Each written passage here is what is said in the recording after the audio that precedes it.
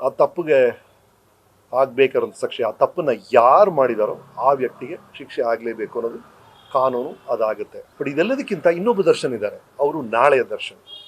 ಆ ನಾಳೆಯ ದರ್ಶನ್ ಇದ್ದಾರಲ್ಲ, ಓಕೆ, ಈ ಈ ಸಮಸ್ಯೆಯಿಂದ ಹೊರ ಬಂದಾಗ, ಅದಕ್ಕೇನಾದ್ರು ಶಿಕ್ಷೆ ಇದ್ದರೆ ಅದನ್ನು ಅನುಭವಿಸಿ ಹೊರಗೆ ಬಂದಾಗ ಆ ನಾಳೆಯ ದರ್ಶನ್ ಏನು ಮಾಡ್ತಾರೆ ಅನ್ನೋದು ಭಾಳ ಭಾಳ ಇಂಟ್ರೆಸ್ಟಿಂಗ್. ಈಗ ಲೈಫಲ್ಲಿ ನಾನು ಮುಂಚೆನೇ ಹೇಳಿದ್ದೀನಿ, ನೋ ಯು ಟರ್ನ್ ಅನ್ನೋ ಬೋರ್ಡ್ ಇರೋದು ರಸ್ತೆಯಲ್ಲಿ ಮಾತ್ರ, ಲೈಫಲ್ಲಿ ಆ ಬೋರ್ಡ್ ಇಲ್ಲ. ಲೈಫಲ್ಲಿ ಯಾವ ಬೇಕಾದ್ರೆ ಯು ಟರ್ನ್ ಮಾಡಿ ನೀವು ಏನು ಬೇಕಾದ್ರೂ ಮಾಡ್ಬೋದು. ಹಾಗಾಗಿ ನಾಳೆ ಇದೆಲ್ಲ ಸಮಸ್ಯೆಗಳೆಲ್ಲ ದಾಟಿ ಈ ತಪ್ಪಿಗೆ ಆಗಬೇಕಾರೋ ಶಿಕ್ಷೆ ಆಗೇ ಆಗುತ್ತೆ, ಅದು ನಿಯಮ ಕೂಡ, ದಟ್ ಇಸ್ ಟ್ರೂ.